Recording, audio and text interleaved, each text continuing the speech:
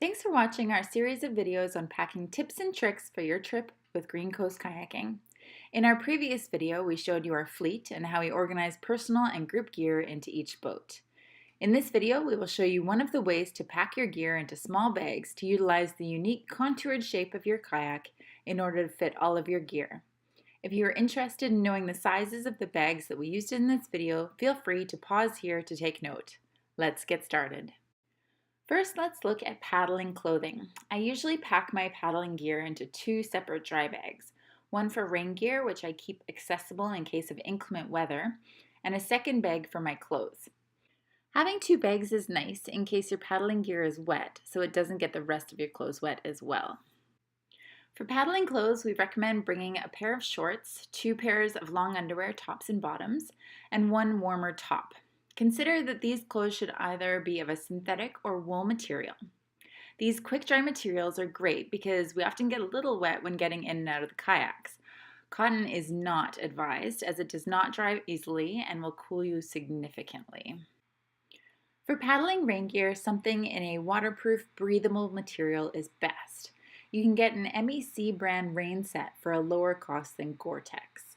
If you want to invest in a set of paddling specific rain gear, head to your local paddling shop.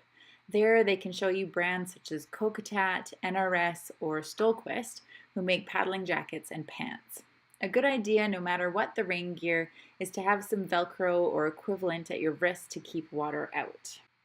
You will be stepping into the water to get in and out of your kayak. Most people choose to bring a pair of neoprene booties, which will keep your feet warm. While sandals do work, your feet will likely get cold, and sandals do not protect your feet from scratches on rocks. I also find it annoying to get little rocks inside my sandals, so I stay away from them. Another great addition to your paddling clothing includes neoprene gloves for warmth, a set of bike gloves in case you are prone to getting blisters, and a warm hat or toque for cold days. All of my paddling clothes fit into two 5-liter dry bags with gloves kept separately for easy access. So now we'll take a look at camp clothing. Again, I like to keep my camp clothes in several bags for easier access than rummaging through a large dry bag.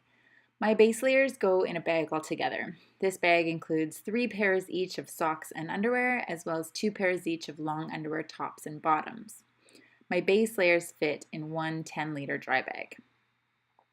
So now we'll take a look at warm layers. I bring 1 pair of camp pants, 1 pair of warm fleece pants, and 2 sweaters. Again, synthetic or wool is best here. If it gets damp, it will still keep you warm, but cotton will not dry and will not keep you warm. Don't forget a warm hat or toque for camp as well. So I fit all my warm clothes in a 10-liter dry bag. Okay, let's move on to camp rain gear. We definitely advise bringing 2 sets of rain gear.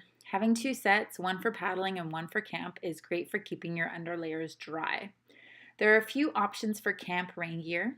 Many people on the west coast of BC bring Helly Hansen type rubber rain gear. This stuff will not let rain in. It is not breathable, however, so we don't recommend it for your paddling gear when you're producing heat from paddling. So Gore-Tex or a waterproof breathable rain gear will work great in camp as well. I fit all of my camp rain gear in a 5-liter dry bag. And this is my little cat AC who wanted to help with filming this video. Let's talk footwear. We definitely advise bringing a pair of rubber boots. These are great for around camp when it's raining or for exploring in tide pools around camp. On sunny days, I let my feet breathe and wear Crocs. Some people bring running shoes, which is another good option, although they won't dry easily. One thing to consider about footwear is that you do not need to pack it in a bag. Footwear is great for putting into little nooks and crannies when you're done packing your kayak to fill up some extra space. For sunny days, it's nice to have a swimsuit. We advise bringing a quick dry towel as well. Feel free to bring some biodegradable soap if you want to have a wash as well. I usually pack my swimsuit and towel in a Ziploc bag and then pack it separately from everything else. That way it doesn't get everything else wet. Don't forget toiletries. We spit our toothpaste into the ocean or fire. Your toiletries can go in a dry bag with all the rest of your personal supplies, including medications, book, and a headlamp. I usually put this stuff in a 5-liter dry bag and keep it separate from all my other things for easy access.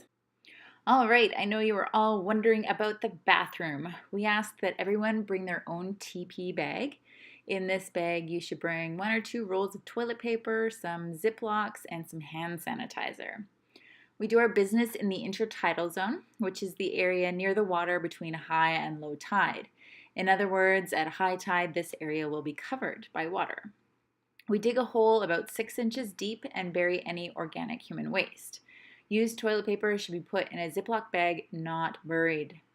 Toilet paper takes a really long time to break down, and we don't want it floating around the ocean near camp. We have a fire every night to cook dinner on, and after dinner you can burn toilet paper accumulated throughout the day. Don't worry, everybody does it. Female personal hygiene products must be taken out with you and disposed of in the city upon return. Put these products in a Ziploc bag as well. Some people find bringing those little doggy do bags can be easier than Ziplocs for carrying around used TP. If you have any questions, please let us know. We recommend having a bag that you can keep in the cockpit with you while paddling. This bag contains your daily snacks, sunscreen, sunglasses, camera, warm hat, and gloves. I keep a sun hat and my water bottle separate. It's a good idea to have a carabiner or some sort of attachment device for your water bottle so it doesn't go for a swim. I usually fit all of this stuff in a 5 to 10 liter dry bag. Everyone is responsible for bringing their own snacks. We will feed you a lot. However, it's nice to have something to munch on while paddling. Trail mix, jerky, chocolate, and granola bars are all great. Keep these things in a separate bag for easy access. You will also need to pack your tent, sleeping bag, and sleeping pad. In our next video, we will show you how to waterproof and compress your sleeping bag. This is great because you can make it about half of its size. We advise bringing a small thermarest type sleeping mat. The old school, very large sleeping pads are not appropriate for this trip and take up too much space. When packing your tent, please pack your poles separately. This will give you a lot more room. Your tent can compress quite a bit as well, which we will show you in the next video. Lastly, we recommend bringing a couple of IKEA bags or reusable grocery bags to carry all this stuff in. It's a pain to have to carry many bags all around camp, and this makes it so much easier. So wrapping up this video, things to consider: try and pack your gear in several 5 to 10 liter dry bags instead of a few 20 or 30 liter ones. Just makes things way easier to pack. And then consider also that the hatch that you're storing your stuff in is about 70 liters. So you'll need to consider that while packing. All right, that's it for this video. In the next video, we will show you how to waterproof and compress your sleeping bag and tent. Let us know if you have any questions. Thanks for watching.